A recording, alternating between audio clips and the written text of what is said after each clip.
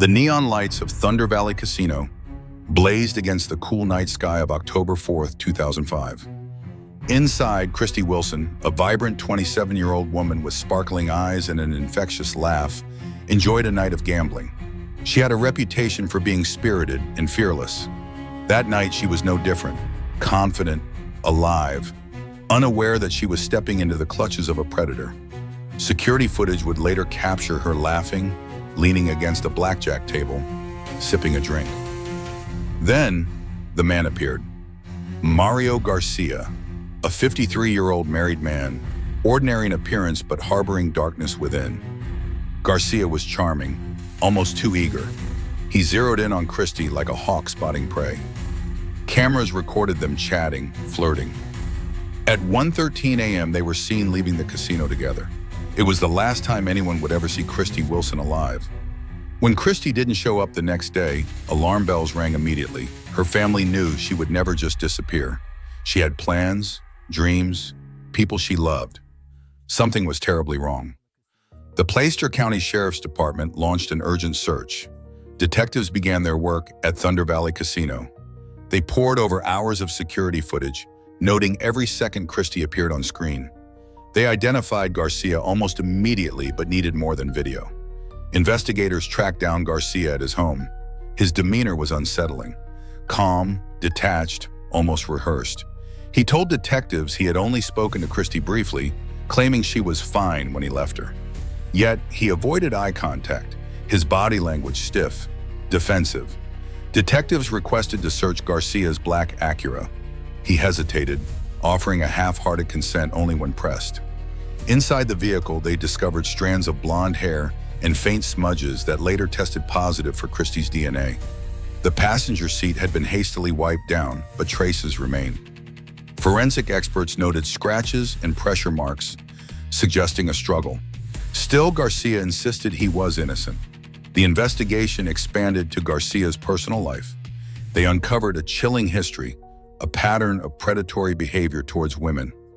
Former colleagues and acquaintances spoke of Garcia's inappropriate comments, his aggressive advances. He had a history of blurring boundaries, of becoming hostile when rejected. Psychological profiling revealed a disturbing picture.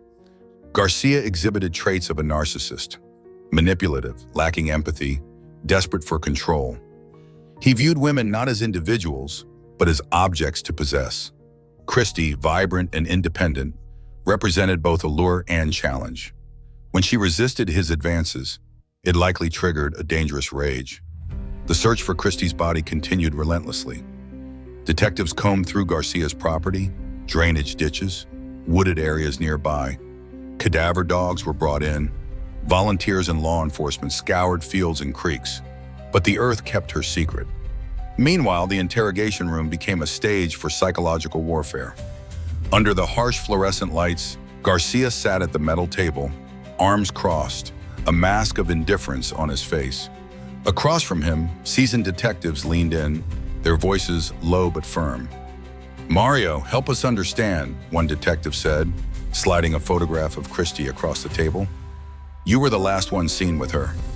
Garcia glanced at the photo but said nothing. His fingers tapped a slow, steady beat against his forearm, betraying his tension. Detectives shifted tactics, showing him the DNA evidence, laying out the timeline. Garcia's facade cracked slightly, a twitch in his groin, a narrowing of his eyes, but he remained silent. "You can still do the right thing," another detective urged. "Christie's family deserves to know." Garcia finally spoke, his voice cold, mechanical. "I don't know anything. She was fine when I left her." The detectives pressed harder, introducing long silences between questions, making Garcia sit with his lies. They used the Reed technique, accusatory, assuming guilt, offering him chances to confess accident or mistake rather than murder. Garcia stayed resolute but grew visibly agitated, shifting in his seat, avoiding the detectives' piercing gazes.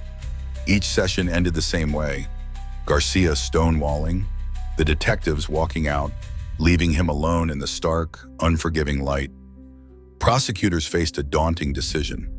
Should they proceed without a body? The evidence was circumstantial but compelling. They knew that time was their enemy. Memories faded, evidence degraded. In the courtroom, the tension was suffocating. Garcia sat impassively through most of the trial, showing little emotion. Only when confronted with the DNA evidence did a flicker of anger cross his face. He was a man used to control, and the courtroom stripped that away. The defense painted Garcia as an innocent man caught in unfortunate circumstances. But the prosecution revealed the truth. A man who could not accept rejection, who viewed violence as a means of regaining dominance. The jury found Mario Garcia guilty of first-degree murder. He was sentenced to life without parole. Yet justice felt incomplete. Christie was still missing. Years dragged on. Garcia remained silent. Her parents made public pleas, but Garcia refused to reveal where he had hidden her. Until 2020, under the crushing weight of guilt, age, and persistent pressure from investigators and advocates, Garcia finally relented. In a quiet confession, he led them to a lonely field behind his former property. The day of the recovery was bleak.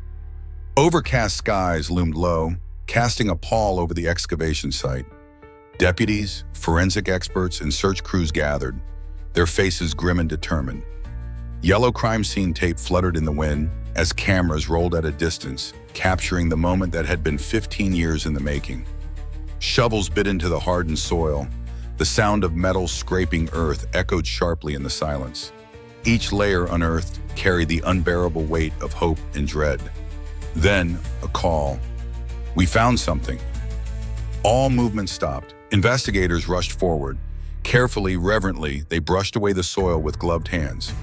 Fragments of cloth, bone. The forensic team worked with painstaking care, documenting, preserving every piece of evidence. It was her. DNA tests would later confirm it, but every heart there already knew. The remains were transported to the coroner's office under tight security. Forensic anthropologists and pathologists began their meticulous work. Every bone was cataloged, every fiber analyzed. Dental records were pulled, matching perfectly to Christie Wilson's known dental charts. DNA extracted from the bone marrow confirmed the identity beyond any doubt. Experts reconstructed the likely events based on the skeletal trauma. Evidence suggested blunt force injuries to the skull, consistent with a violent confrontation. The position of the remains indicated an attempt to hastily conceal the body rather than a planned burial. Soil samples embedded in the clothing and bone marrow also confirmed that Christie had died near the location where she was found. The final autopsy report concluded: homicide, cause of death, blunt force trauma. The official identification brought a solemn closure. Christie Wilson had been found, and her final moments had been pieced together with care, precision, and deep respect for the life that had been taken far too soon. Her family could lay her to rest, and the world could see that even the deepest darkness could not hide the truth forever. Christie Wilson's story is a haunting reminder. Sometimes evil hides behind the most ordinary faces, and sometimes, even in the darkest cases, justice finds a way to shine through.